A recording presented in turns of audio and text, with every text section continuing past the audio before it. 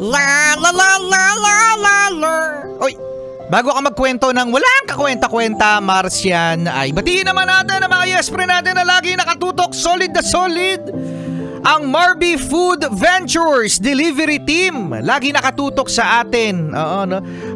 From MB528 King and Despe. Salamat. Thank you very much, King Gerald Fajardo. Lagi nakatutok sa atin at happy listening din sa Omoda and Jayco North EDSA. Solid na nakikinig sa atin. Maraming salamat. At sa DZRH. Paano? Happy anniversary sa DZRH. Kauna-unahan sa Pilipinas. Yun sa AM, no, mga yes. Kailangan may ganun yung dulo ng kasalita. Dito sa Yes FM. Sexy Megan. Di ba ano yung Martian? Di ba ganun sa AM eh, no?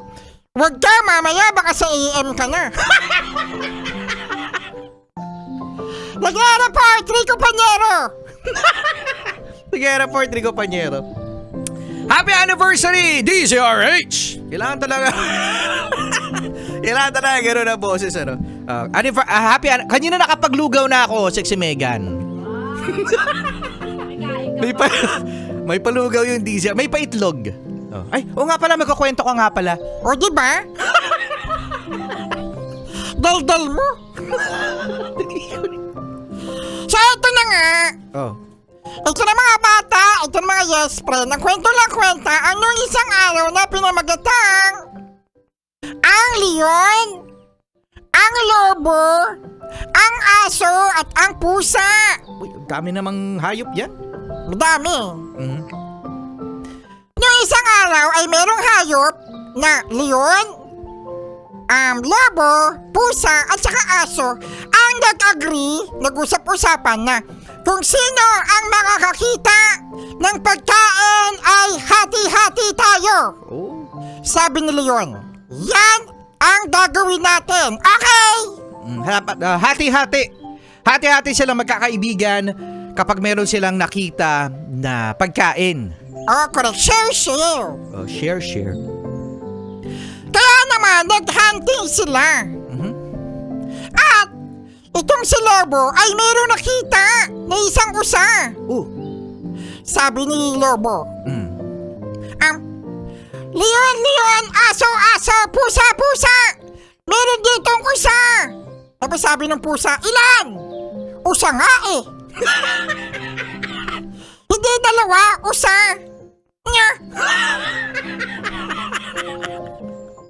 Tinatanong pa kung dalawa eh, usa nga.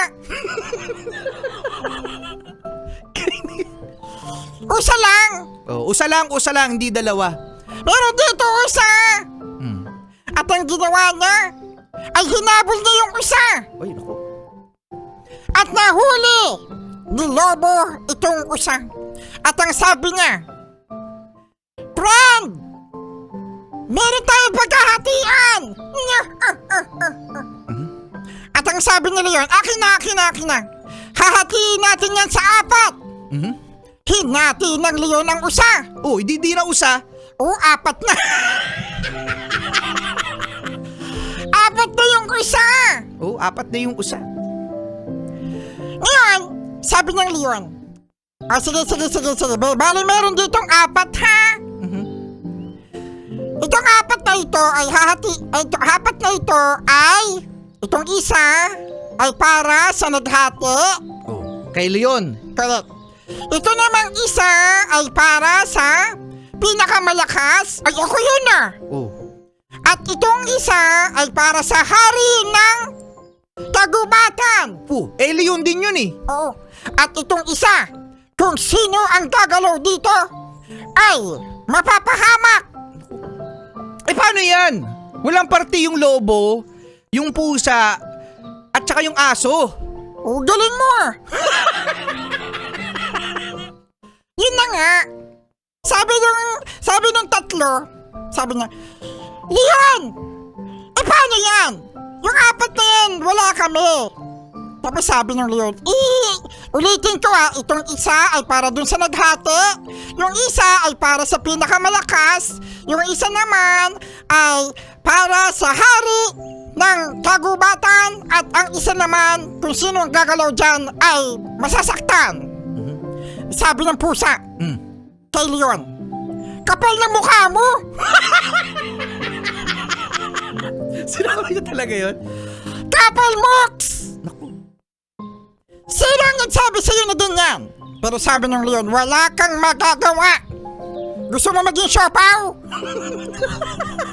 Sino ba nagsabi? Alam niyo mga yes pa rin hanggang ngayon ay isa pa rin siyang kwento, no? Na ang siopaw ay, ang pusa ay siopaw. Sino kaya naka-imbento niyan? Oo nga. Kasi merong merong mga foreigner dito. Oh, that's siopaw. That's made in That's made in pusa. Loko, no? Masarap yan. Oh, masarap yan, siopaw. Ngayon, sabi ng leon, walang makakagalaw neto. Kaya naman, walang nagawa itong si pusa, itong si aso, at saka itong si lobo doon kay leon. Kaya mga bata, sexy Megan, mga dilawan, mga pink,